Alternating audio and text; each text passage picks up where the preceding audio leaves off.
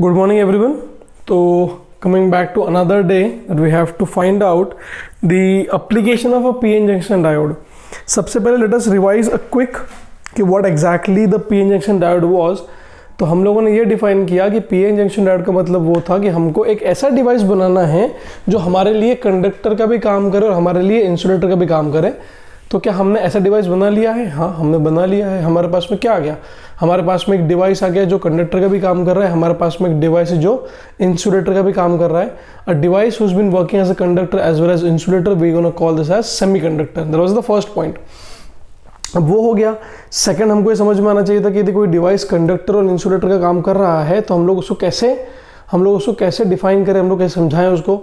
तो हमको ये समझ में आना चाहिए कि जब पीएन जंक्शन डायोड को हम लोगों ने फॉरवर्ड बायस में कनेक्ट किया था, so the device was acting as a conductor, and when we have connected the device in reverse bias, the same device was acting as insulator. That was quite sure that the first device was conductor, second device was insulator, and we have successfully and comfortably made a semiconductor material. और हमने बनाया कैसे था? हमने एक intrinsic slab लिया which was complete slab. Normal book में लिखा होगा कि पी टाइप मटेरियल लो, एन टाइप मटेरियल लो, दोनों को जोड़ दो, दोनों को जोड़ने से आपका मटेरियल बन जाएगा, बट ऐसे नॉर्मली जुड़ते नहीं हैं। इट इज़ नॉट वेल्डिंग और something that we are doing. So ये बनते कैसे हैं कि आपने एक स्लैब लिया, स्लैब के हाफ पोर्शन में you have doped it with the P type material and एक हाफ पोर्शन में you have doped it with the N type material. तो हाफ पोर्शन में आपने डोपिंग करके एक पी टाइप बना लिया, आपने एक एन टाइप बना लिया, successfully made device which was acting as a conductor. So यहाँ तक हमारी कहानी हो चुकी थी। फिर हमने देखा कि फॉरवर्ड बायस के अंदर जो बैरियर पोटेंशियल था सिलिकॉन का वो कितना था? 0.7 वोल्ट, और जर्मेनियम का कितना है? 0.3 वोल्ट। यही कारण है कि हम लोग जर्मेनियम कभी भी यूज़ नहीं करते हैं। क्यों यूज़ नहीं करते हैं? Because 0.3 volt is easily achievable. यदि आप एनर्जी बैंड डायग्राम भी देखोगे तो सिलिकॉन में जो बैंड गैप था between the valence band and conduction band, it is 1.1 electron volt, which is not achievable by change in temperature. यदि मैं 0.7 इलेक्ट्रॉन वोल्ट बोलता हूँ जर्मेनियम के लिए, तो जैसे मैं उसको कुछ टेम्परेचर एनर्जी दूंगा, so electron will gain some amount of energy and electron will start jumping from the down portion to up portion, from the valence band to conduction band. यदि वो जंप कर जाएगा तो हमारे लिए वो क्या प्रॉब्लम क्रिएट कर जाएगा कि बिकॉज टेम्परेचर चेंजेस के कारण आपके because of the change in the temperature the device has been having the, क्या बोल सकते हैं हम लोग, ट्रांसफर कर रहा है। तो 0.7 चेंज इन टेम्परेचर से अचीवेबल है, इसलिए हम लोग सेलफोन बनाते वक्त, मदरबोर्ड बनाते वक्त, मेमोरी कार्ड बनाते वक्त या पेन ड्राइव बनाते वक्त हम लोग सबस्ट्रेट यूज़ करते हैं। That substrate is called as silicon substrate. हम लोग कभी भी जर्मेनियम सबस्ट्रेट यूज़ नहीं करते। क्यों नहीं करते? बिकॉज इसका भली बात ही कारण ये था कि 0.7 इलेक्ट्रॉन वोल्ट जो है वो टेम्परेचर से अचीव हो सकता है। आपको खुद को पता है कि हमारा सेलफोन जब हम लोग चार्जिंग करते करते पबजी खेलते हैं तो सेलफोन गर्म होता है। मेरे पास आईपैड है, आईपैड भी गर्म होता है बिकॉज मैं चार्जिंग भी कर रहा हूँ, खेल भी रहा हूँ, तो I am at the same time मैं उसको एनर्जी दे भी रहा हूँ, एनर्जी उससे निकाल भी रहा हूँ। सो डबल काम कर रहा है। डबल काम करने से एनर्जी बढ़ती है, टेम्परेचर बढ़ता ही है। वही कंडीशन हमारी यहाँ पर भी थी कि जब हम लोगों ने सिलिकॉन सबस्ट्रेट यूज़ किया तो टेम्परेचर के बढ़ने के बावजूद भी इलेक्ट्रॉन जो थे वो नीचे से ऊपर जंप नहीं कर पाए, बट जर्मेनियम में वो जंप कर गए, इसलिए हम लोग क्या यूज़ करते हैं? हमेशा सिलिकॉन सबस्ट्रेट। आज हमारा टॉपिक ऑफ डिस्कशन है application of PN junction diode. कि हाँ सर, हमने डायोड तो बना लिया, हमने एक डायोड तो बना लिया जो कि क्या कर सकता है, जो कि काम कर सकता है as a conductor as well as an insulator. अब सर कोई डिवाइस है जो कंडक्टर का भी काम कर रहा है, कोई डिवाइस है जो इंसुलेटर का भी काम कर रहा है, तो हमें कैसे पता चलेगा कि ये कब कंडक्टर कब इंसुलेटर? तो मैंने समझाया आपको कि फॉरवर्ड बायस जब करोगे तो वो कंडक्टर, रिवर्स बायस करोगे जब वो इंसुलेटर। ठीक है सर, हम लोग फॉरवर्ड बायस में कंडक्टर का भी बना लेंगे, रिवर्स बायस में इंसुलेटर बना लेंगे, हमारा समझ में आ गया। बट इसका अप्लीकेशन क्या है? अप्लीकेशन बहुत सिंपल है, जो हम लोग daily each and every person on the planet has been doing। हम लोग जब भी सेल फोन को चार्ज करते हैं तो व्हाट वी एग्जैक्टली डू, हम लोग एक ब्लैक कलर का बॉक्स होगा, प्लग इन होगा, जो हम लोग बोर्ड में कनेक्ट करेंगे, then we turn it on, उससे केबल वायर निकल के आ रहा होगा, उस केबल वायर को हम लोग टच करेंगे आपके सिस्टम के अंदर। नॉर्मली घर पे हमने कई बार देखा है कि जब हमारे जो नॉर्मल एक्सटेंशन वायर्स होते हैं, एक्सटेंशन बोर्ड्स होते हैं, उसकी जो 2 पिन आती है वो 2 पिन टूट गई तो डैड क्या करते हैं? 2 पिन काट के फेंक देते हैं, वायर को निकाल के प्लग में डाल के ऑन कर देंगे, काम कर जाएगा। क्या हम लोग वैसा हमारे सेलफोन के चार्जर के साथ में नहीं कर सकते? क्या होगा यदि हम लोग ऐसा कर दे तो? यदि मैं उस बॉक्स को निकाल के रख दूं, वायर को कट करके 2 वायर निकलेंगे, 2 वायर को प्लग में डाल के ऑन कर दूं और कनेक्ट कर दूं, you will see deadliest amount of blast. कभी करके देखना मत, बिल्कुल की भी, भूल के भी नहीं। क्यों नहीं करके देखना? क्योंकि हमारा जो सेलफोन है वो क्या स्टोर करता है? DC. It completely works on the principle of DC energy storing. और आपने उस अडेप्टर को निकाल के रख दिया, आपने क्या कनेक्ट कर दिया भाई साहब, सेलफोन यूज़ करता है 5 वोल्ट डीसी, आपने 240 वोल्ट डीसी दे दिया उसको। और आपको भी पता है कि वो 240 वोल्ट तो नहीं है, वो कितना है, 311 वोल्ट डीसी एसी है।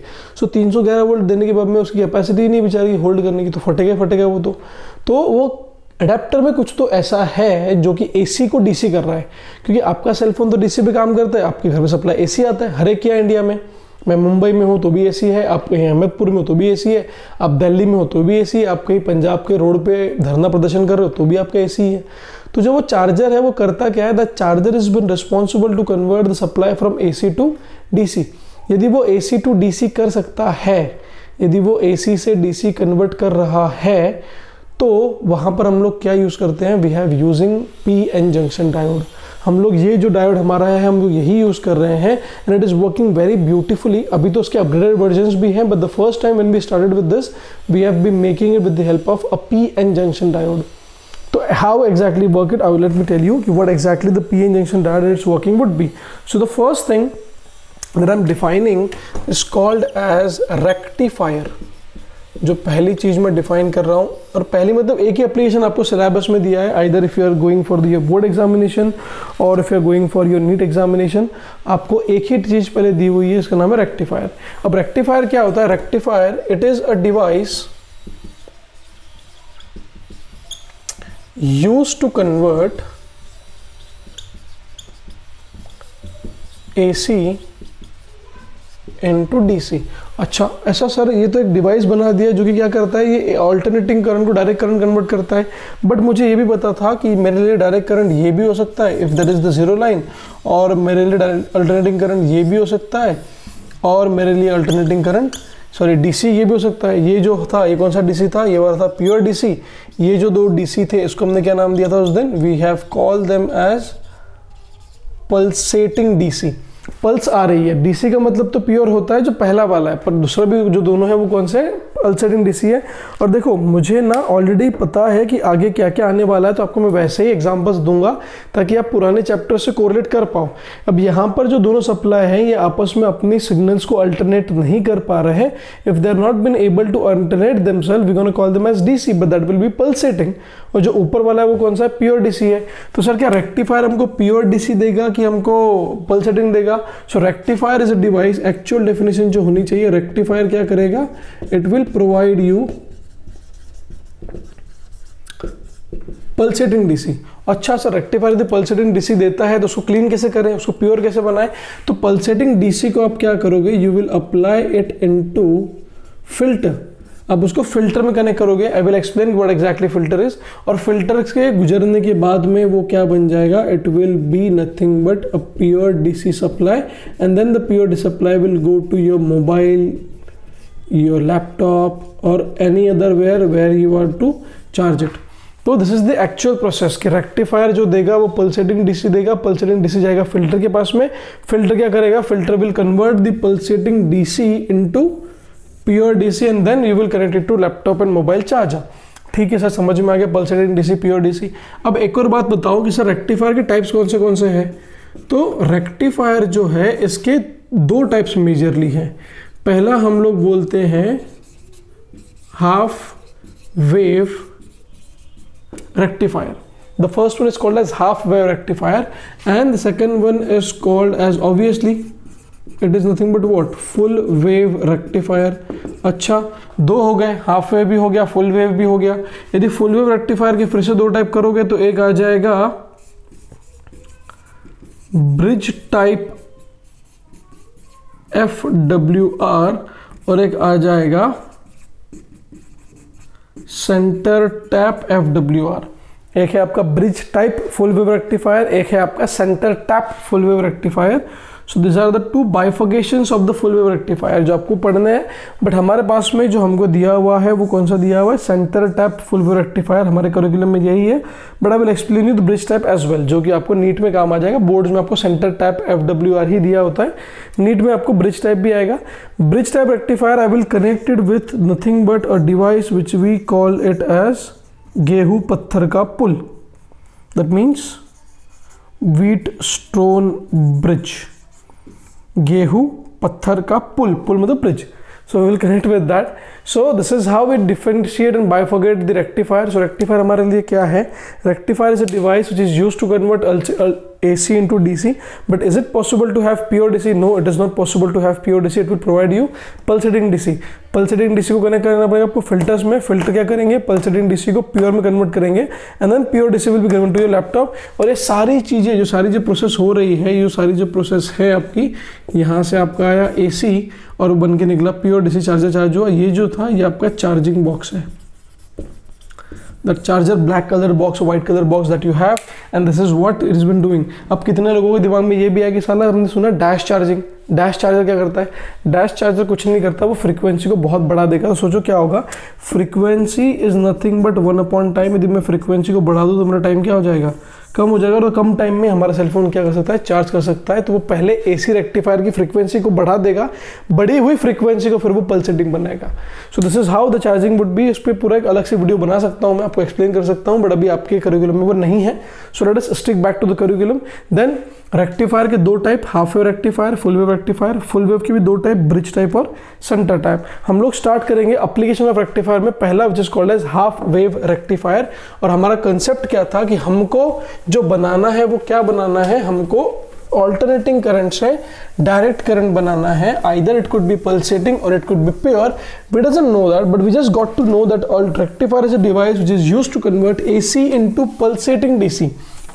आपके टेक्स्ट बुक में डेफिनेशन ये भी लिखी हो सकती है कहीं कहीं पर, but NCERT and the state board follows that alternate rectifier is a device which is used to convert an direct alternating current into direct current. वो पल्सेटिंग वगैरह की बात नहीं करते हैं, बट आपको याद होना चाहिए कि it will be helpful for providing the pulsating as well. ठीक है, पल्सेटिंग भी करता है, पल्सेटिंग भी होगा यहाँ पर. तो हम लोग पहला डिवाइस डिफाइन कर रहे हैं which is called as HWR, half wave rectifier. अब मुझे यहाँ पर बनाते वक्त ना सारे के सारे कंपोनेंट्स जितने मैंने आपको अभी तक पढ़ाए हैं, I will use all of them. The first component that I am using is called as transformer. Transformer works on the principle of mutual induction. If the transformer works on the principle of mutual induction, इसको मैं step up भी कर सकता हूँ, इसको मैं step down भी कर सकता हूँ. यदि मैं स्टेप अप करूंगा तो मेरे वोल्टेज की वैल्यू बढ़ेगी, इसको यदि मैं स्टेप डाउन करूंगा तो मेरे वोल्टेज की वैल्यू कम होगी. अब ऑब्वियस सी बात है यार, तुम्हारे यहाँ पे 240 वोल्ट AC, 220 वोल्ट AC आ रहा है, आपको 5 वोल्ट DC चाहिए. So the first thing that you gonna do, the first thing that you gonna need is nothing but a transformer. And obviously it has to be a step down transformer. यहाँ से जो होगा, यहाँ पे between point A and between point B we gonna provide the input which is nothing but AC. जो हमारे supply आ रहे थे हमने यहाँ पे लाके कनेक्ट कर दिए. यहाँ के बाद में हम लोग क्या करेंगे? This is the core material that we have. मैं आपको समझाने के लिए बोल रहा हूँ कि भाई साहब स्टेप डाउन ट्रांसफार्मर है, किताबों में नहीं होता है, किताबों में सिर्फ ट्रांसफार्मर लिखा होता है. बट समझने के लिए समझो कि हम लोग क्यों क्या करना है, वोल्टेज की वैल्यू कम करनी है. यहाँ पे हमने एक डायोड लगा दिया. डायोड लगाने के बाद में हमने सर्किट को क्लोज कर दिया. यहाँ पे हमने एक रजिस्टर लगा दिया जिसका नाम दिया हम लोगों ने RL, और हम लोग RL को बोलेंगे लोड रेजिस्टेंस, जिसके अक्रॉस में हम लोग वोल्टेज को कैलकुलेट करेंगे. That is the output voltage between the two device where we gonna calculate. ये this is the circuit diagram for half wave rectifier. अब हुआ क्या, देखो आपने AC अप्लाई किया, AC से क्या हुआ, वोल्टेज की वैल्यू कम हुई, वोल्टेज की वैल्यू कम हो गई. रेक्टिफायर जो डायोड था उसने कुछ तो कुछ किया and then you got your output. अब मैं समझाता हूँ कि एक्चुअल प्रोसेस कैसे होती है. जो आपका इनपुट है, जो आपका आउटपुट है, वो कैसे आएगा. This is nothing but your input that you have, AC.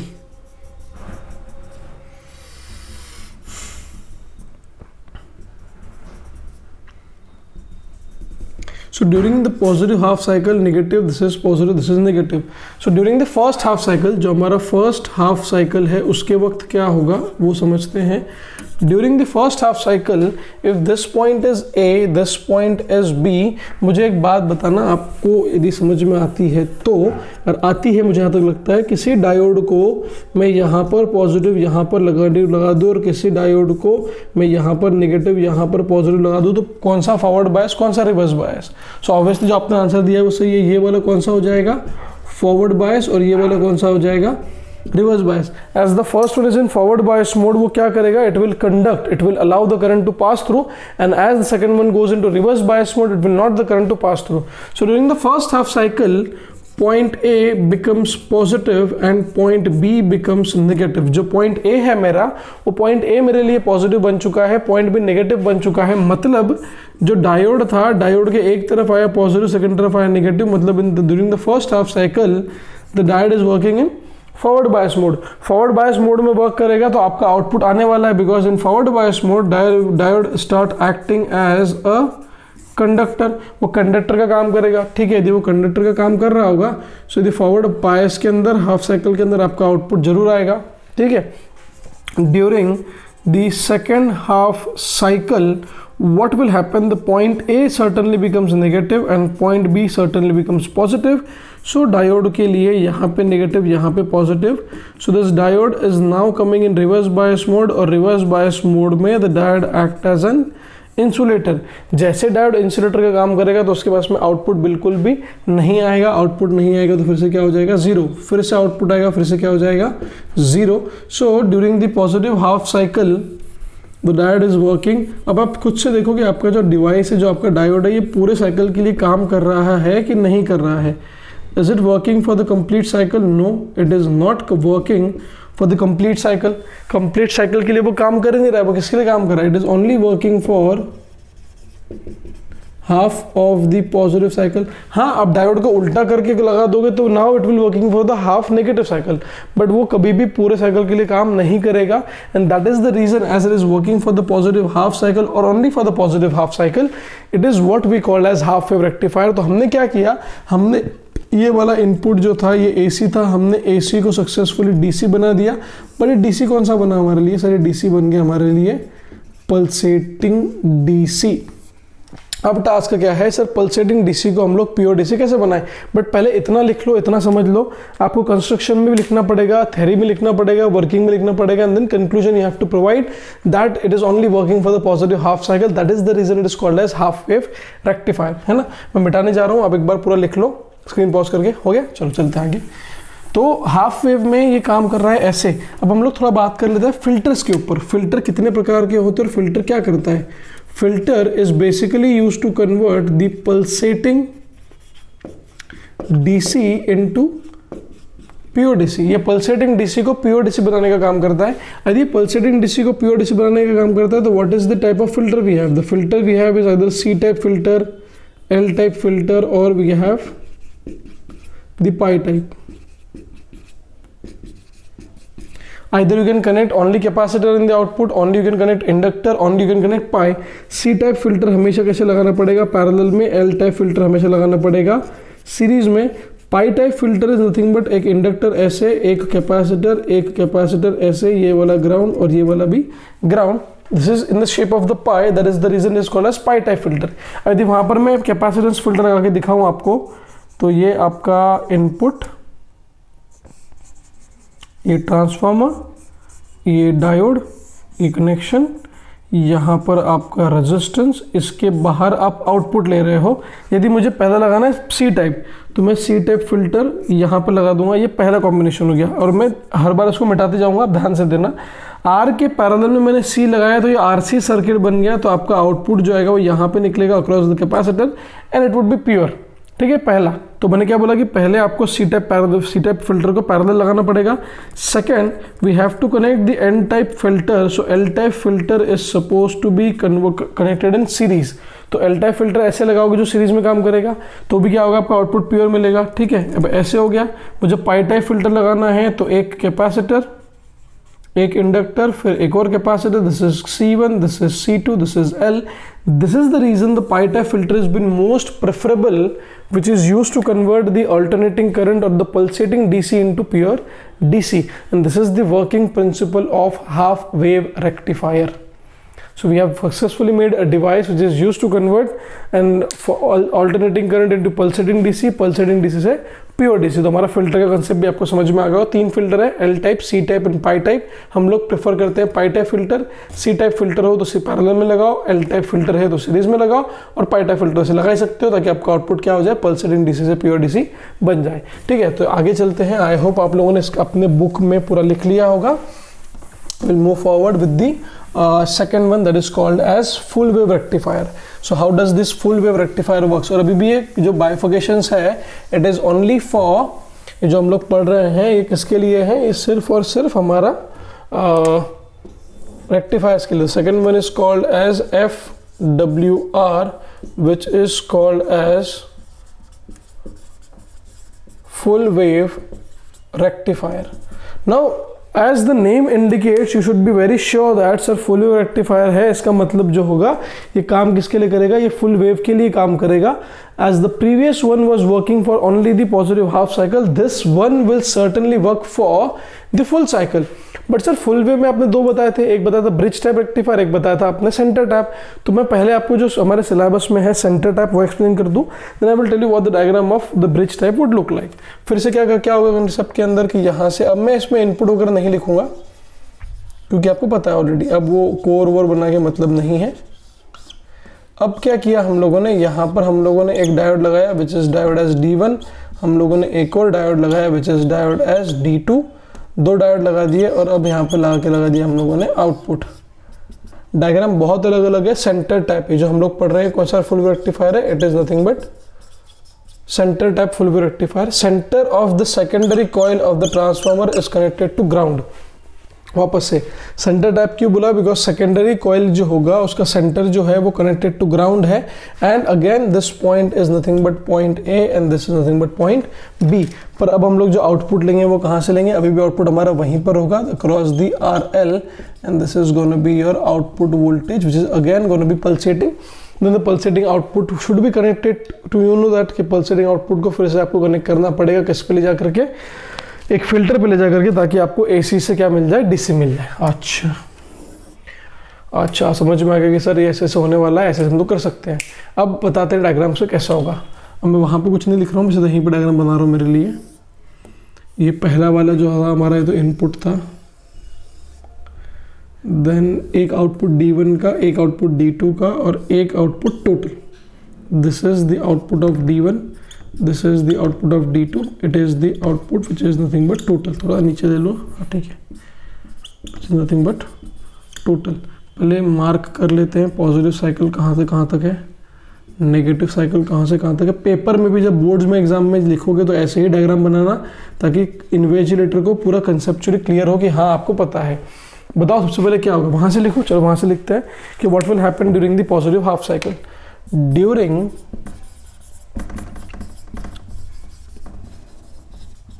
Half cycle, अब देखो during the positive half cycle हमारे पास पहले क्या हुआ था, पहले वाले कंसेप्ट में था कि हम लोगों ने A पॉइंट को पॉजिटिव और B पॉइंट को नेगेटिव माना था. अभी भी क्या होगा, ये जो फर्स्ट हाफ साइकिल है इसी के दो टुकड़े हो जाएंगे. जो ये पॉजिटिव हाफ साइकिल आपका आया था, ये वाला आपका पॉजिटिव था, ये वाला आपका नेगेटिव, ये पॉजिटिव, ये नेगेटिव, ये पॉजिटिव. तो जो पहला वाला आपका पॉजिटिव है वही नेगेटिव हो जाएगा. जैसे पहला वाला पॉजिटिव नेगेटिव हुआ तो वो क्या कर देगा, it will make A point as positive and it will make B point as negative. जैसे मेरा A पॉइंट पॉजिटिव तो आप D1 पे चेक करोगे at diode D1 and then you check on to diode D2. यदि एक diode के इस तरफ पॉजिटिव है, एक तरफ इस तरफ नेगेटिव है, जहां पर पॉजिटिव उसका अपोजिट नेगेटिव, जहां पर नेगेटिव वहां पर क्या आ गया, पॉजिटिव. मतलब सोचो कि कौन फॉरवर्ड बायस और कौन रिवर्स बायस. तो मुझे दिख रहा है कि D1 goes into forward bias mode and D2 goes into reverse bias mode. जैसे D1 मेरा फॉरवर्ड बायस मोड में गया तो मुझे ये समझ में आ गया कि भाई साहब it will work as a conductor और D2 will work as insulator. जैसे जो हमारा D1 था हाफ साइकिल में, मैं इसे कंटिन्यू कर रहा हूँ. D1 will work as nothing but a conductor and D2 will nothing but it will work as insulator. D1 हमारा कंडक्टर का काम कर रहा है, D2 हमारा इंसुलेटर का काम कर रहा है. तो क्या हो जाएगा, D1 का आउटपुट तो आएगा बट D2 का आउटपुट नहीं आएगा. It will be completely zero, है ना, पहले half cycle. Then point number 2, what will happen during the negative half cycle. Negative half cycle के वक्त क्या होगा, तो नेगेटिव हाफ साइकिल का आप बोल सकते हो कि सर जो मेरा पॉइंट A था, point A will become negative and point B it will become positive. जैसे पॉइंट A नेगेटिव बन गया तो जो आपका D1 था यहाँ पे नेगेटिव, यहाँ पर पॉजिटिव, और पॉइंट B पॉजिटिव बन गया तो D2 के लिए ये प्लस ये माइनस. तो मैं बोल सकता हूँ कि मेरा इस बार D1 जो है it is working as insulator और D2 जो है it is working as conductor. यदि D1 इंसुलेटर का काम कर रहा है, D2 कंडक्टर का काम कर रहा है, मतलब D1 का आउटपुट जो है इट विल बी 0 और इसका आउटपुट तो आएगा ही आएगा। तो D1 का आउटपुट आ गया इस बार 0 और D2 का आउटपुट इस बार आ गया, है ना। फिर से जब पॉजिटिव आएगा तो फिर से क्या होगा, D1 का आउटपुट आएगा, D2 का आउटपुट नहीं आएगा। फिर जब नेगेटिव आएगी तब इसका 0 हो जाएगा, इसका आउटपुट आएगा, फिर इसका आउटपुट आएगा, इसका आउटपुट नहीं आएगा। So when you combine all of them together, when you combine D1 and D2 together, total output, so total output would look like this. That is nothing but the pure full wave rectifier's output which is pulsating DC, because उसमें कहीं पर भी direction change नहीं हो रही है। That is the formation of the full wave center tap rectifier which is working as a device which is used to convert an pure AC into pulsating DC। Pure AC से pulsating DC करने का काम जो था वो आपके full wave rectifier ने कर दिया। इनपुट लगाया, 2 डायोड लगाया, आउटपुट निकाल लिया। अब फिर से ये जो पल्सेटिंग DC है इसको कन्वर्ट करने क्या करो, फिल्टर लगा दो, C टाइप, L टाइप और पाई टाइप। C टाइप लगाओगे तो सीरीज पैरेलल में कनेक्ट करो, L टाइप लगाओगे तो पैरेलल में कनेक्ट करो, और पाई टाइप फिल्टर आपको पता ही है हम प्रेफर्ड करते हैं पाई टाइप फिल्टर बार बार, है ना। तो ये आपका जो एप्लीकेशन हुआ it is called as centre tap full wave rectifier. अब एक बार स्क्रीन पॉज कर लो, इसको ढंग से लिख लो। मैं आपको बता दूं डायग्राम में कि आपका जो लास्ट वाला रेक्टिफायर था विच is nothing but the bridge type centre wave full wave rectifier, वो कैसे दिखता है और कैसे काम करता है। आई होप कि आपको फिल्टर समझ में आया होगा। पर एक बात याद रखना कि efficiency of the full wave rectifier is more as compare to half wave rectifier, and full wave rectifier is been used inside the full wave rectifier has been used inside the devices. It has been used inside many of the chargers, and it is used in many of the component which is basically used to convert an alternating AC or AC into pulsating DC। Diagram जो होगा centre type full wave rectifier का और जो diagram है इसका हमारे bridge type rectifier का, दोनों का सेम ही है, कोई डिफरेंस नहीं है। जैसे हम लोग बोले कि मेरे पास में यहाँ पे डायोड हो गया एक, यहाँ पे दूसरा diode, I beg your pardon for the diagram,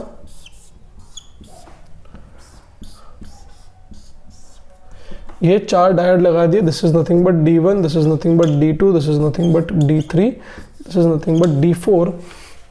जो हम लोगों को इनपुट लगाना है वो लगाना है इन दोनों के बीच में। यहाँ पे आपका लगेगा इनपुट, इनपुट लगेगा मतलब the secondary of the transformer,